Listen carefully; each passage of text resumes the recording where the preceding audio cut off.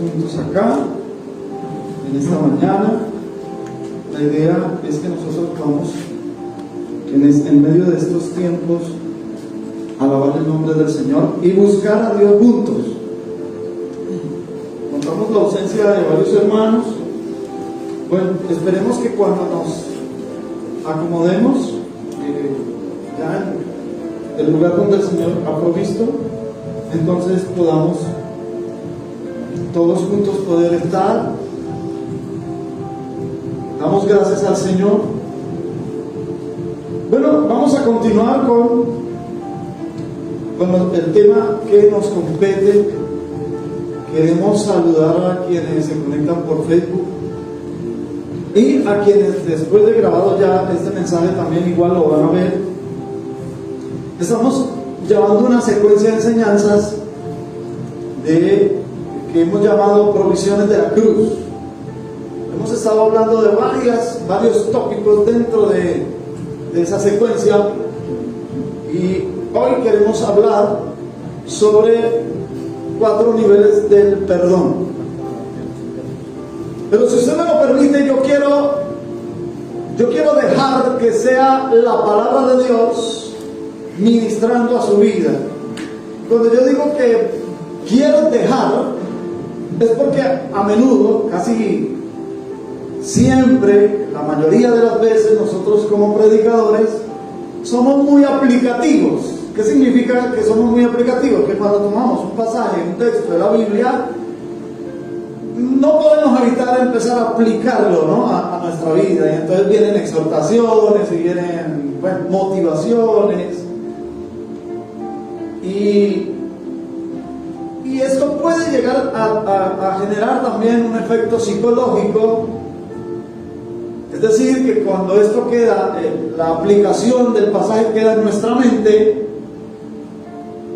el enemigo se puede aprovechar de eso y empezar a murmurar a nuestro oído, ¿cierto? Traer pensamientos tales como: no, al pastor le queda fácil decir eso, porque él no tiene los problemas que yo tengo, o él no se pone en mis zapatos, el pastor. O quizás el enemigo diga: no, el pastor que viene a hablar, el pastor también es un ser humano, y él, ¿con qué autoridad viene él a exhortarnos a que hagamos estas cosas? Y cosas como esas. Y yo estoy diciendo esto, hermano, porque antes de que yo aceptara el llamado de Dios para el pastorado, antes de calzarme las sandalias de pastor, yo fui también oveja, fui congregante, y sostuve varias veces, no pocas, ese tipo de luchas mentales. El enemigo es especialista en eso, para que la palabra no baje de la mente al corazón. Porque el diablo lo que quiere es robar la palabra que el Señor trae a nuestra vida. Amén. Y habíamos dicho el otro día que la verdadera guerra espiritual no es andar detrás del diablo y peleando con él. La verdadera guerra espiritual es luchar por mantener la palabra que Dios trae a nuestra vida y no dejárnosla quitar del diablo. Porque cuando el diablo quita la palabra de nuestra vida, entonces no se vuelve vida, no se vuelve espíritu en nosotros, no se transforma en vida. Cuando tú tomas un alimento que es un gran nutriente, vamos a decir que tiene grandes componentes en antioxidantes, vamos a decirlo así, entonces ese alimento, además de que tú lo gustas, lo saboreas, pasa a proporcionar vida en ti, ¿cierto? Estamos hablando en términos biológicos. Pero como Jesús le dijo al mismo Satanás que escrito está: no solo de pan vivirá el hombre, sino de toda palabra que sale de la boca de Dios. Y así como Jesús dijo: las palabras que yo os he hablado son espíritu y son vida. Esa vida es una vida espiritual. Entonces, cuando yo permito que la palabra venga al corazón, no solo se quede en la mente. Yo sé que hay un proceso, hay una lucha muchas veces A veces hay partes de la palabra que la creemos, hay otras partes en las que tenemos esa lucha. ¿Será que esto sí es así? ¿Será que no es así? Hay otra que ni siquiera entendemos la palabra, y cuando tenemos esas luchas en nuestra mente y no vencemos esa lucha en nuestra mente, la palabra no va al corazón, y si no va al corazón no nos va a proporcionar vida. Por eso uno ve mucho cristiano hoy día. Nosotros como congregación local, lo que más nos estamos esforzando en este tiempo es por eso. Porque no seamos cristianos ahí de que venimos a la iglesia y cumplimos para tranquilizar nuestra conciencia y tener una actitud religiosa y decir, ya fui a la iglesia. Sí, el domingo fui a la iglesia. Eso es una actitud religiosa. No, nosotros venimos a la congregación, a la iglesia local, no para cumplir, no. Venimos es para rendir un servicio a Dios, para presentar nuestros miembros en sacrificio vivo, santo, agradable a Dios, el cual es nuestro culto racional, lo dice Romanos 12:1. Entonces, presentar nuestros miembros en servicio, ¿qué quiere decir? Que usted dejó de dormir hasta un poquito más tarde, se levantó hoy domingo, hizo ese sacrificio para venir a congregarse junto con los hermanos y presentarse al Señor, para iniciar su semana en la presencia del Señor, porque escrito está que buscad primeramente el reino de Dios y su justicia, y el primer día de la semana es el domingo. Iniciamos la semana bien, ¿verdad? Rindiendo nuestros miembros en sacrificio vivo. Cuando usted levanta las manos para cantar, cuando usted usa su garganta, cuando usted usa su lengua y sus labios para cantar al Señor, para entonar adoración, alabanzas a Él, eso es presentar sus miembros en ese sacrificio, en ese servicio, en ese culto racional, ¿verdad? Y también cuando usted se sienta a escuchar la palabra, en el momento de usted prestar toda su atención a la palabra, eso es un sacrificio. Porque de verdad que también depende del predicador. Si el predicador no es tan dinámico, pues nuestra mente empieza a divagar. Uy, yo ahorita tengo que llegar a hacer tal cosa, ahora mañana tengo esto pendiente. Y el predicador está ahí hablando, pero usted está en otro lado. Y hay esa batalla mental. Pero cuando usted se concentra para recibir la palabra de Dios, usted hace ese sacrificio y está presentando aún su cerebro, su mente, sus procesos mentales como sacrificio vivo delante del Señor. Entonces, estoy diciendo esta mañana que quiero permitir que sea la palabra. Voy a tratar de ser lo menos aplicativo posible en esta mañana. Y quiero dejar solamente partecitas para explicar, porque vamos a hablar de los 4 niveles del perdón. Hasta donde hemos entendido, hay 4 niveles del perdón.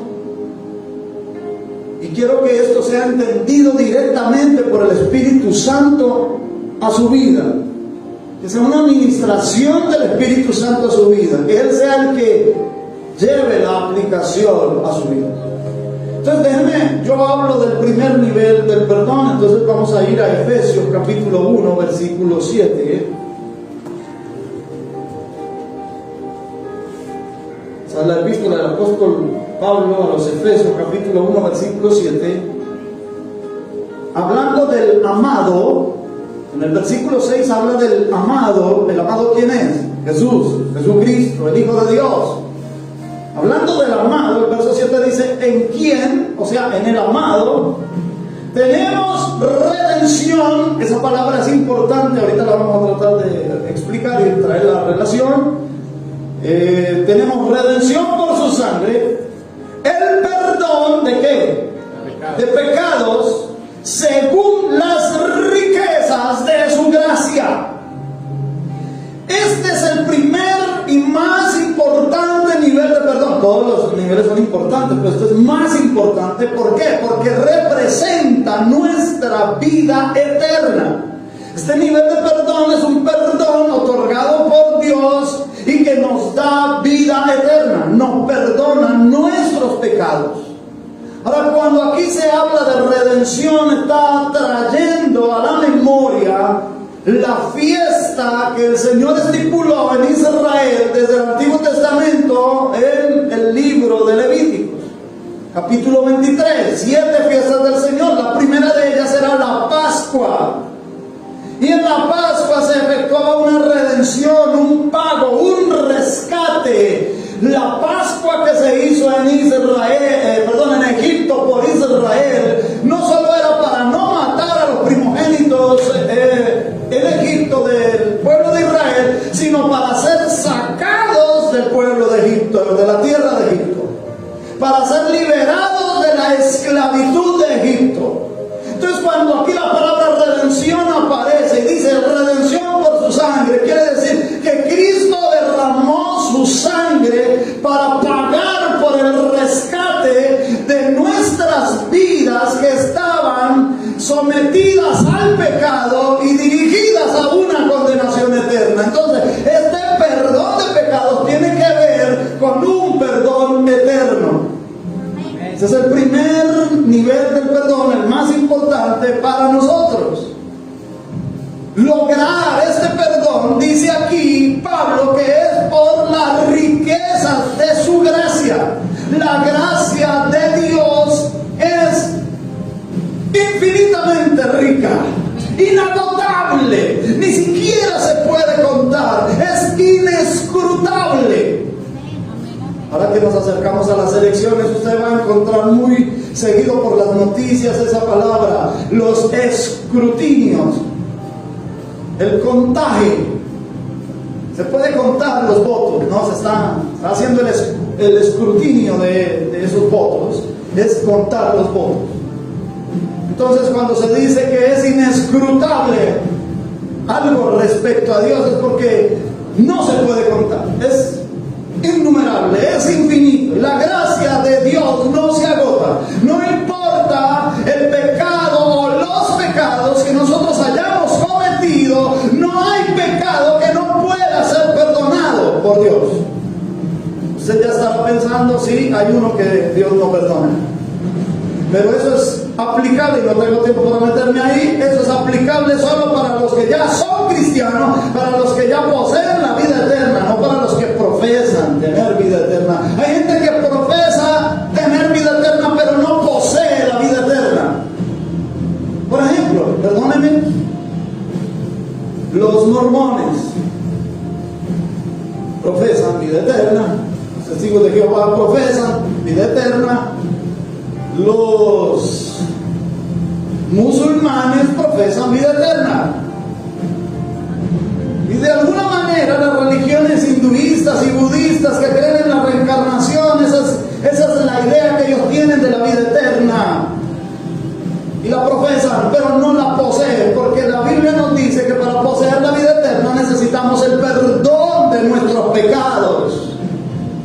¿Y qué pecado? ¿De qué pecados estamos hablando? De pecados que hemos cometido contra un Dios eternal e infinito. Por lo tanto, la deuda es eternal e infinita. Nadie la puede contar. Pero así de eternal e infinita es la gracia que sí puede cubrir esa deuda. Nuestro segundo nivel de perdón está en primera carta del apóstol Juan. Vamos a ir a la primera carta del apóstol Juan, en el capítulo 1. Primera de Juan, en el capítulo 1. Y vamos a leer desde el verso 6, pero vamos a pasar hasta el capítulo 2 y versículo 2. Si usted se dará cuenta, el versículo 6 es el quinto versículo antes de que se acabe el capítulo 1. Dice así la palabra del Señor: si decimos que tenemos comunión con Él y andamos en tinieblas, mentimos y no practicamos la verdad. Pero si andamos en luz, como Él está en luz, tenemos comunión unos con otros, y la sangre de Jesucristo su Hijo nos limpia de todo pecado. Ese es el nivel del perdón que ya lo dijimos, el primero. Pero mire esto: si decimos que no tenemos pecado, nos engañamos a nosotros mismos y la verdad no está en nosotros. Si confesamos nuestros pecados, Él es fiel y justo para perdonar nuestros pecados y limpiarnos de toda maldad. Si decimos que no hemos pecado, le hacemos a Él mentiroso y su palabra no está en nosotros. Capítulo 2. Hijitos míos, estas cosas os escribo para que no pequéis. Y si alguno hubiere pecado, abogado tenemos para con el Padre a Jesucristo el justo. Y Él es la propiciación por nuestros pecados, y no solamente por los nuestros, sino también por los de todo el mundo. ¿De qué está hablando aquí este pasaje? Hablando a personas cristianas, personas creyentes, que ya les ha sido otorgado el nivel del perdón eterno, pero que aún cuando ya nosotros hemos sido perdonados eternamente y tenemos vida eterna en Cristo Jesús por su sangre, por su redención, aún así nosotros seguimos pecando. 3 dijeron amén. El resto como que no está de acuerdo conmigo. Los cristianos seguimos pecando. Amén. Amén. Sí. Entonces, cuando los cristianos pecamos, se interrumpe la comunión con Dios. Por eso aquí el apóstol Juan comienza diciendo: si decimos que tenemos comunión con Dios, si decimos que tenemos comunión con Él y andamos en tinieblas, ¿qué dice? Mentimos y no practicamos la verdad. Y ahí el apóstol se incluye.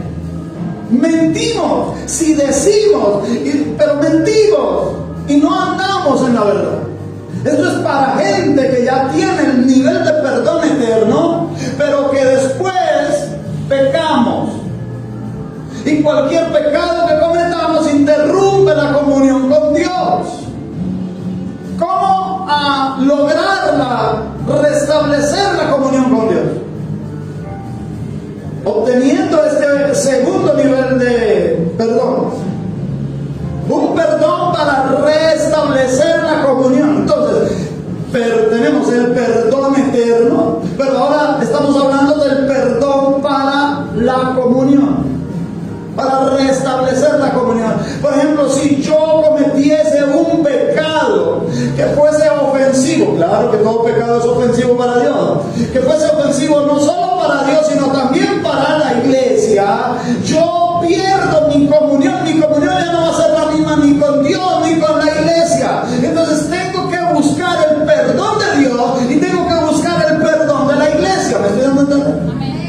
Para restablecer la comunión los unos con los otros. Por eso dice que si andamos en luz, como Él está en luz, tenemos comunión los unos con los otros. Y entonces la sangre de Cristo nos limpia de todo pecado. Y luego dice: si alguno ha pecado entre vosotros, porque esto yo les escribo para que no pequéis. Pero bueno, yo sé que de todas maneras, como si dijera el apóstol Juan, yo sé que de todas maneras, por sí o por no, por blanco o por negro, por flaco o por gordo, vamos a pecar. Y si alguno entre nosotros ha pecado, ¿sabes qué? La buena noticia es: tenemos un abogado para con Dios el Padre, a Jesucristo el justo.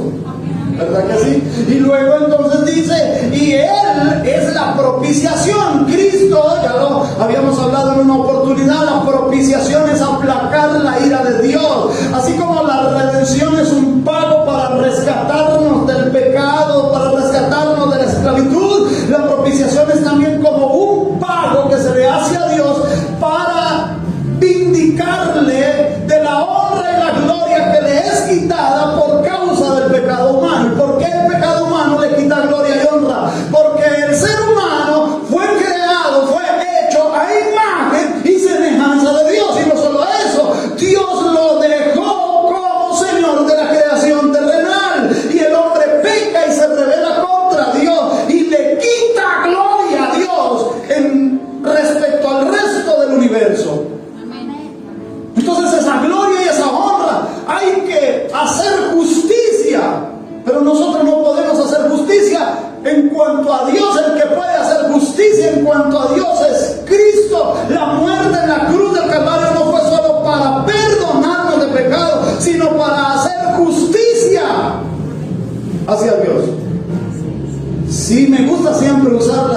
ilustración, si yo hubiese robado 1,000 pesos al hermano Arbey, él no se dio cuenta que yo le robé los 1,000 pesos, pero después él se enteró que yo le robé los 1,000 pesos. Y luego yo me enteré que él se enteró. Y con gran vergüenza vengo donde el hermano Arbey, le digo: hermano Arbey, no sé qué me pasó, no sé qué me ocurrió, un momento de locura, no pensé, yo tomé esos 1,000 pesos. Dios mío, perdóneme, hermano, perdóneme. El hermano Arbey, que es un hombre de buen corazón, me va a decir: sí, hermano Carlos, tranquilo, no hay problema. Yo ya lo sabía, pero tranquilo, seguimos siendo hermanos, seguimos siendo amigos, no hay problema, yo te perdono, no hay problema. Y el hermano me perdona de verdad, el hermano me perdona sinceramente, el hermano me perdona verídicamente. Pero, ¿ha ocurrido justicia? No, hubo perdón, pero no ha habido justicia. Habrá justicia cuando se le devuelva lo que se le quitó, cuando yo le regrese los 1,000 pesos.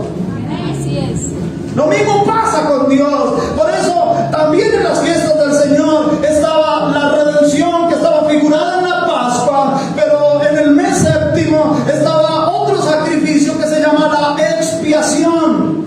Sí, la Pascua fue para que Israel saliera de la esclavitud de Egipto, y claro, salieron de la esclavitud de Egipto, pero ellos siguieron haciendo lo malo, y como Dios sabía que ellos iban a seguir haciendo lo malo, entonces dijo: hagan expiación para que se recupere la relación entre Dios, el hombre, para que haya propiciación, para que haya justicia, para que se vuelva a establecer la comunión. Gracias al Señor por todas sus provisiones en la cruz. Amén. ¿Cuántos dan gloria a Dios?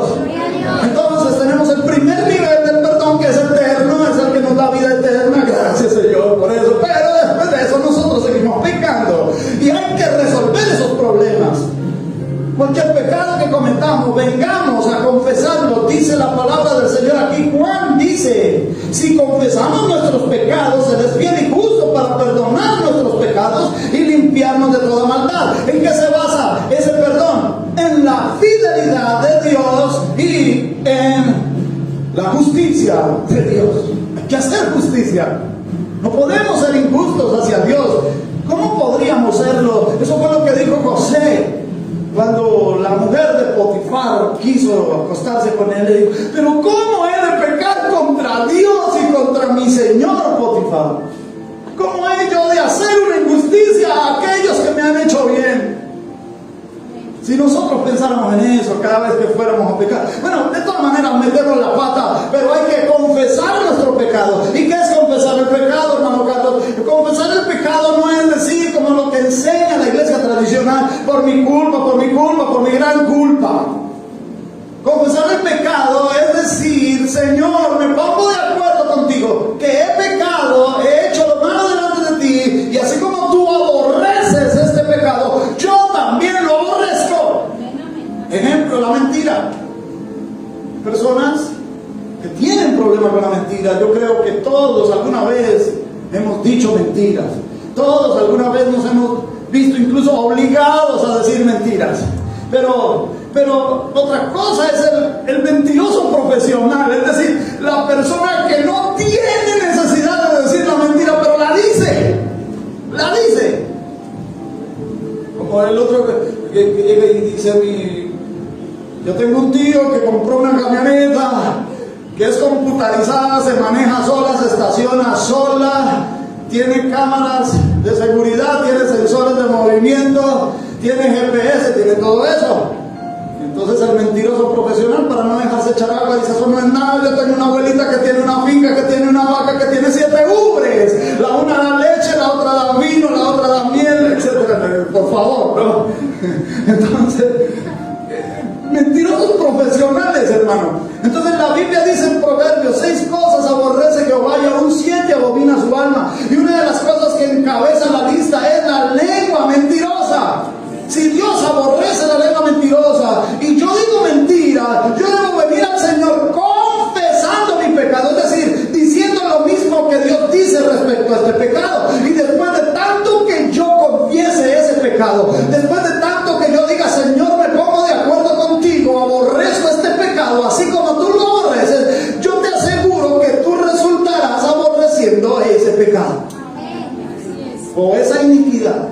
Las iniquidades uno las puede confesar también, porque el sumo sacerdote en el día de la expiación, el sumo sacerdote ponía sus manos sobre la cabeza del macho cabrío que quedaba libre para el desierto, al que soltaban para Azazel. Dicen que confesaba todos los pecados, todas las iniquidades y todas las rebeliones del pueblo. Quiero ir al tercer nivel del perdón. Y vámonos para el Evangelio de Juan. Otra vez es Juan, pero esta vez en el Evangelio. San Juan. En el capítulo 20.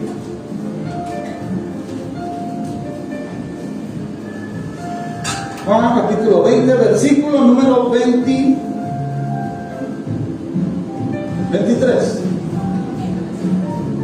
Es el Señor Jesucristo después de resucitar y hablándole estas palabras a los discípulos. A quienes remitieres los pecados, les son remitidos. A quienes se los retuviereis, les son retenidos. Este versículo es el versículo favorito de la Iglesia Católica para decir que la Iglesia tiene la potestad y la autoridad para remitir pecados o para retener los pecados. Lo que está diciendo el Señor Jesús aquí es que el sentido exacto es que en un error que alguien llegara a cometer y que esté perjudicando la iglesia, que le esté perjudicando el buen nombre y el buen testimonio de la iglesia por causa del pecado descarado de algunos de sus miembros, la iglesia que tiene el Espíritu Santo es la encargada de declarar qué va a pasar con ese problema. Si se lo remite o si se lo retiene. Tenemos un caso de retener un pecado en la iglesia en 1 Corintios capítulo 5, no lo vamos a leer, lo voy a citar, usted lo recordará, de un hombre, hermano de la iglesia, que estaba cometiendo un pecado de inmoralidad muy descaradamente, y el apóstol Pablo dice que era un pecado de fornicación que ni siquiera se nombraba entre los gentiles, es decir, son ni los gentiles, los que no son cristianos, los que no tienen temor de Dios, ni siquiera ellos hacen una cosa así. Y dice que ese hombre se estaba acostando con la mujer de su papá. Y como él no se había querido arrepentir y la iglesia no había hecho nada, porque Pablo había dicho ahí que la iglesia estaba envanecida, que lo que tenían que hacer ellos era reunirse y dictar un veredicto sobre eso. Y entonces dice, el tal sea entregado a Satanás. ¿Cierto? Problemas de ese tipo, eso es retenerle los pecados, no ayudar al hermano en oración por la sencilla razón de que él no se quiere apartar del pecado, sigue y persiste en el pecado, eso es retener el pecado. Pero tenemos un ejemplo de remitir el pecado. Por ejemplo, el apóstol Pedro, cuando está en Hechos de los Apóstoles, el día del Pentecostés, viene y da su sermón, y cuando él está dando el sermón, termina el sermón con las siguientes palabras, más o menos él dice: a este Jesús el cual vosotros crucificasteis, Dios lo ha levantado como Señor. Esa palabra Señor es Kyrios, que se le aplica en la forma fuerte al Dios omnipotente. Dice, lo ha levantado como Señor y como Cristo, como Mesías. Y es interesante que no dice lo ha levantado como Mesías y después como Señor, sino que Él es Señor, siempre ha sido Señor, siempre ha sido Dios, pero ahora que se hizo humano, Dios lo ha levantado como Mesías, como el ungido, como el Cristo. Y dice que cuando ellos escucharon, que eran todos los que estaban escuchando eran judíos,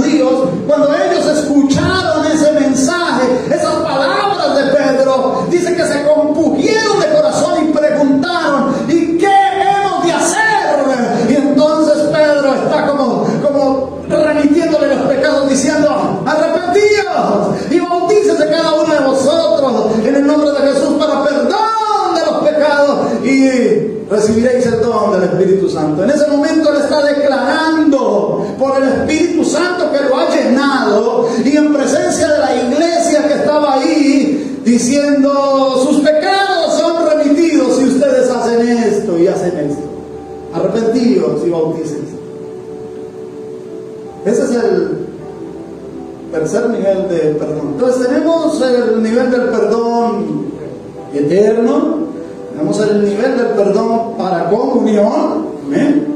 Y este tercer nivel, que es el nivel del perdón delegado. ¿Por qué se le llama delegado? Porque Dios delega, el Señor delega a la iglesia para que por el Espíritu podamos saber quiénes son y quiénes no son.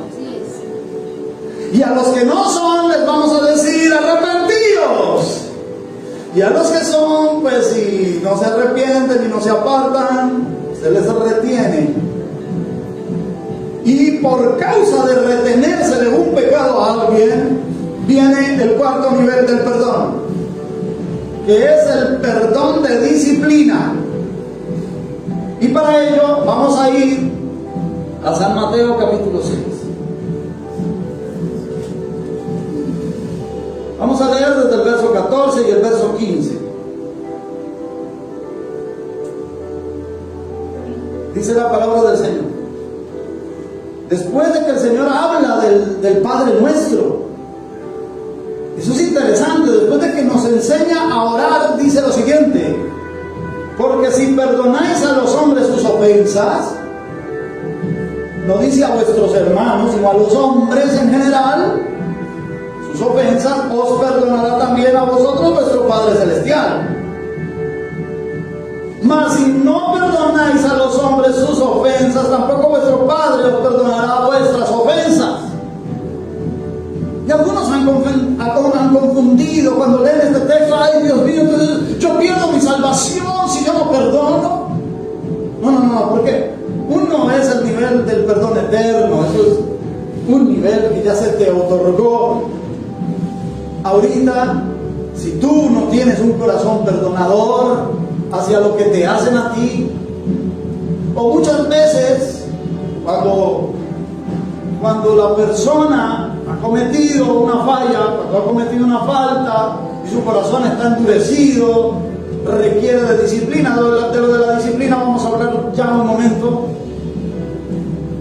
Hay veces en que Dios considera que es necesario que nosotros como hijos entremos en disciplinas por causa de errores que cometemos, errores graves, y que Dios en su sabiduría considera que es necesario que nosotros seamos disciplinados, porque la Biblia dice: al hijo que Dios ama, lo corrige.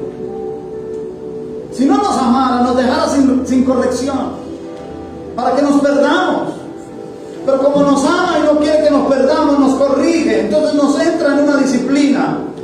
A veces porque ni siquiera cuando a través de la palabra, a través de una predicación, ni siquiera a través de un consejo o una orientación, la persona recibe, no se aparta, sigue en su error, entonces Dios lo somete a disciplina. Puede que todavía tenga comunión con Dios, puede que haya incluso pedido perdón a Dios por su error, por su pecado, pero no ha querido resolver las cosas con los hermanos. Por ejemplo, para citar un ejemplo, entonces puede venir una disciplina. A veces, si nosotros somos excesivamente duros con nuestros hermanos, Dios nos va a tratar excesivamente duro también. A veces se nos pasa la mano. Mi papá tenía un dicho. Me decía: cuando usted tenga... Bueno, voy a decir por qué decía él eso. Porque mi papá era el que menos nos reprendía en la casa. Era mi mamá. Mi mamá era la que por todo sacaba la chancla, nos la botaba, la chancla voladora, el cable de la plancha, la correa, el palo de la escoba, lo que encontrara. A veces hasta con las mismas ollas, los sartenes, con lo que tuviera en la mano nos daba, nos corregía. Mi papá casi no, yo recuerdo solamente una vez que mi padre me castigó con una correa, no más, en toda mi vida. Y Pero él nos decía, o me decía, Carlos, cuando usted sea papá se va a dar cuenta. Pero yo le aconsejo, a los hijos uno tiene que castigarlos. Hay que castigar a los hijos, pero hay que castigarlos con mano de hierro y guante de seda. Mano de hierro y guante de seda. No te excedas en el castigo, esa es la interpretación de ese dicho. No te excedas, no seas tan inflexible en el castigo y no seas tan liviano en el castigo. Pon el equilibrio, que él sienta, que el hijo sienta que tú lo estás castigando por amor, para corregirlo, porque tú lo amas, porque no quieres el mal para él. Pero no acaricies tampoco el error de tu hijo. Tienes que tener las dos cosas. Entonces a veces a nosotros se nos va la mano con nuestros hermanos.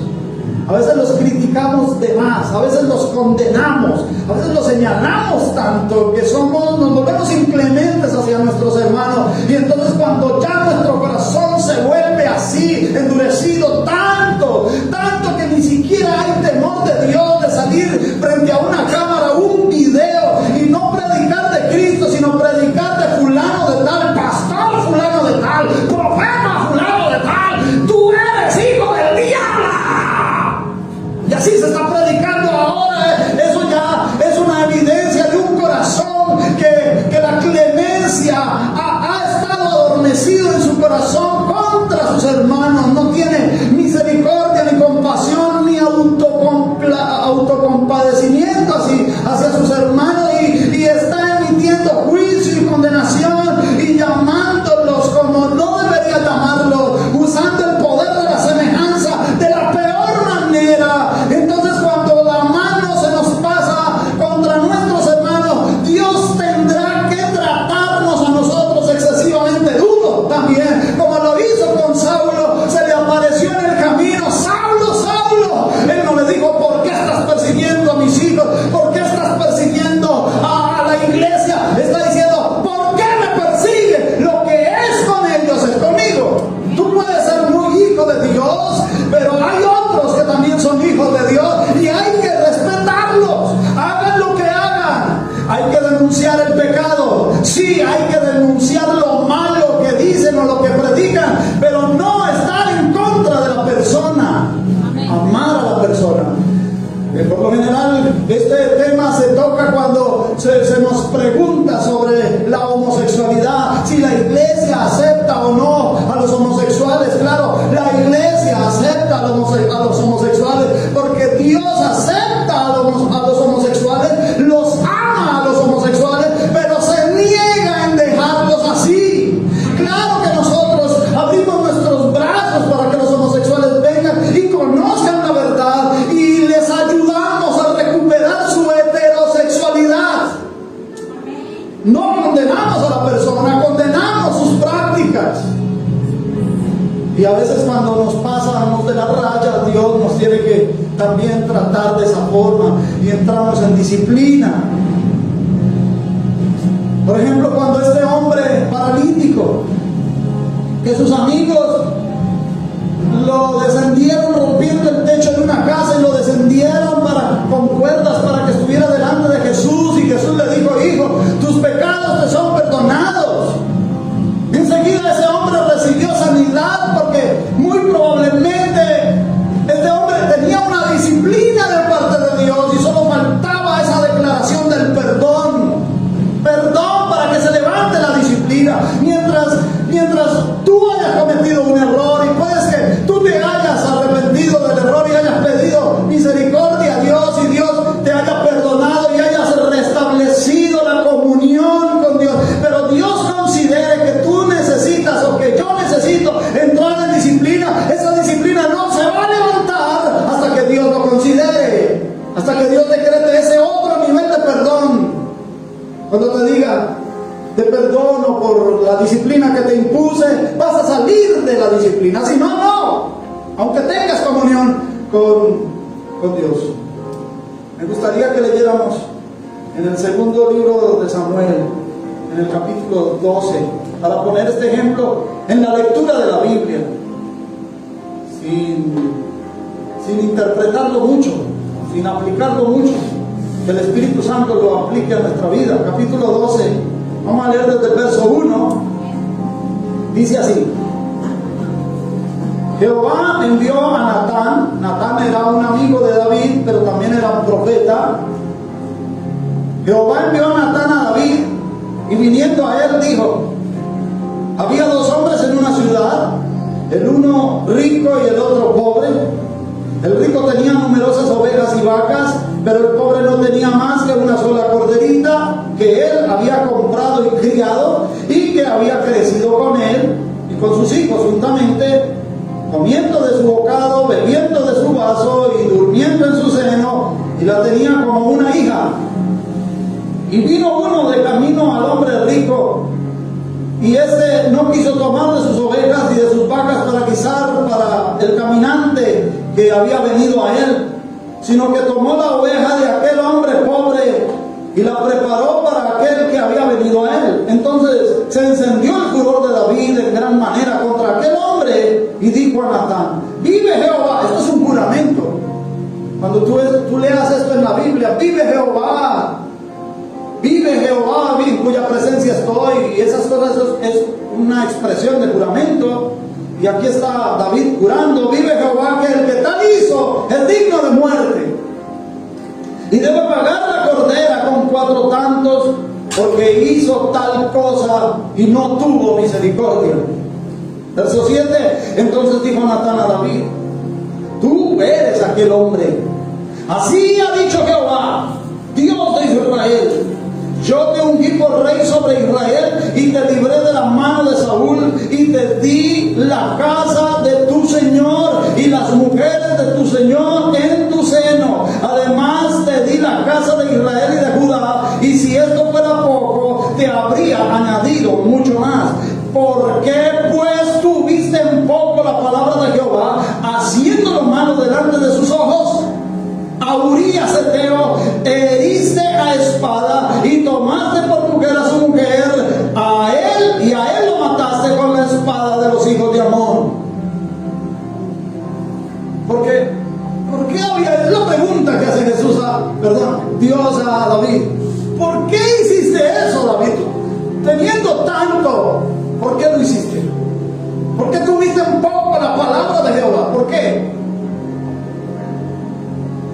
Para legalizar el embarazo de Betsabé, David ordena que le envíen a Urías. Urías estaba en la batalla. Lo invita al palacio, le da un banquete, le sirve vino, y le da más vino, y le da más vino, hasta que Urías queda prendido. Y le dice: Urías, ve, ahora que hay gozo en tu corazón, ve, dale reposo a tu alma, ve, duerme con tu mujer. Para legalizar el embarazo, el sinvergüenza de David. David, el que era conforme al corazón de Dios.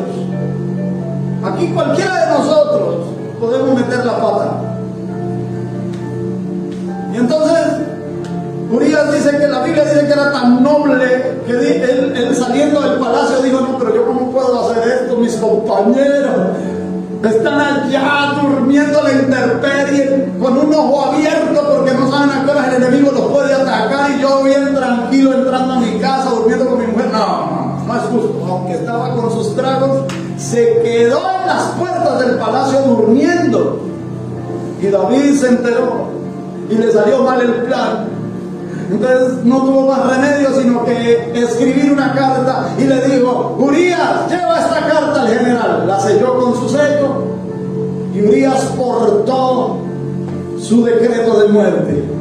En esa carta decía al general: hazme el favor, ponme a Urías en la primera línea de batalla cuando tú ataques a los amonitas. Así fue, el general cumplió las órdenes, y ciertamente Urías murió. Entonces aquí Dios le está reclamando a David: ¿por qué hizo eso? Como tú lo hiciste, leo el verso 10, por lo cual ahora no se apartará jamás de tu casa la espada, por cuanto me menospreciaste y tomaste la mujer de Urías Eteo para que fuese tu mujer. Así ha dicho Jehová: he aquí, yo haré levantar el mal sobre ti de y tomaré tus mujeres delante de tus ojos y las daré a tu prójimo, el cual yacerá con tus mujeres a la vista del sol. Así como hiciste, te lo van a hacer. David, entras en una disciplina, lo vas a ver con tus ojos, lo vas a experimentar y tu corazón se va a doler porque tú lo hiciste en secreto, mas yo haré esto delante de todo Israel y a pleno sol. Entonces dijo David a Natán: pequé contra Jehová. Lo reconoció, ya hay un arrepentimiento. Y luego dice, y Natán dijo a David: también Jehová ha que remitido tu pecado, no morirás, no morirás. Entonces aquí ya hay restablecimiento de comunión, porque el tercer nivel de perdón es para restablecer la comunión, ¿cierto? La iglesia tiene la autoridad, el tercer nivel es del delegado, el segundo es de remisión o de retención. Estoy cometiendo. El tercer es el delegado, que es para remitir o para retener. La iglesia lo puede hacer. En ese tiempo no había iglesia. Entonces a través del profeta le dice: tranquilo, el Señor te dice que te ha remitido el pecado, o sea, tranquilo, te perdona por ese pecado el Señor, vas a restablecer la comunión con Dios, pero lo que se dictó en tu contra y en contra de tu casa se va a cumplir. Natán dijo a David: también Jehová ha remitido tu pecado, no morirás, porque él había jurado: vive Jehová, que el que hizo eso debe morir antes de que muera, que pague 4 veces. Pero dice, conforme a lo que tú juraste, Dios dice, te perdona por ese juramento, remite tu pecado, no vas a morir. Versículo 14: mas por cuanto con esto hiciste blasfemar a los enemigos de Jehová, el hijo que te ha nacido ciertamente morirá. Y por ahí empezó la disciplina. Betsabé completa su embarazo, nace el niño, pero Dios lo reclama para él. Nació enfermo. David se postró en ceniza, en silicio. Y cuando el bebé murió, los sirvientes no sabían cómo decirle a David: ¿cómo hacemos para decirle al rey? No, pues arriéndese usted y vaya y diga. Y uno de ellos fue y le dijo, y tan pronto como le dijo, entonces se levantó David, se lavó, ungió su cabeza, se alistó, ya sabía que era lo que Dios tenía que hacer. Poco tiempo después, uno de sus hijos violó, deshonró a una de sus medio hermanas, hija de David también, llamado Amón. Amón deshonró a Tamar, su propia hermana, era media hermana, pero la deshonró. Absalón, el hermano de papá y mamá de Tamar, fue y le puso el denuncio a su papá y le dijo: mira lo que ha hecho Amón a mi hermana. Pero David no hizo nada. Así que Absalón tomó justicia por su cuenta y fue y mató a su hermano Amón. Y como esto fue notorio, entonces ya David tenía que hacer algo, y el castigo que le dio a Absalón fue desterrarlo. Lo desterró 2 años. 2 años después llegó Absalón con un plan bien ejecutado, se hizo al pie en las puertas de la ciudad y se ganó el amor de los habitantes de la ciudad de Jerusalén, y luego se sublevó contra su padre, le dio un golpe de estado y casi lo mata una noche, y Absalón fue quien tomó las concubinas de su padre y durmió con ellas. Y David, desterrado, tuvo que tomar una decisión y decirle a su general: ve por favor y pon solución a eso, pero cuídame la vida de mi hijo, cuídame de la vida de mi hijo. Pero la Biblia dice que cuando el general de David entró a la ciudad y entró con el ejército y se vieron perdidos aquellos los que estaban del lado de Absalón, Absalón tomó un caballo y salió huyendo, pero como tenía el cabello largo, dice que pasó por debajo de un encinar y su cabello se enredó en las ramas de los árboles. El caballo siguió derecho y él quedó suspendido, y el general de David lo alcanzó, tomó 3 flechas y las clavó en su corazón. Y David compuso salmos de humillación, de dolor, por la disciplina de Dios.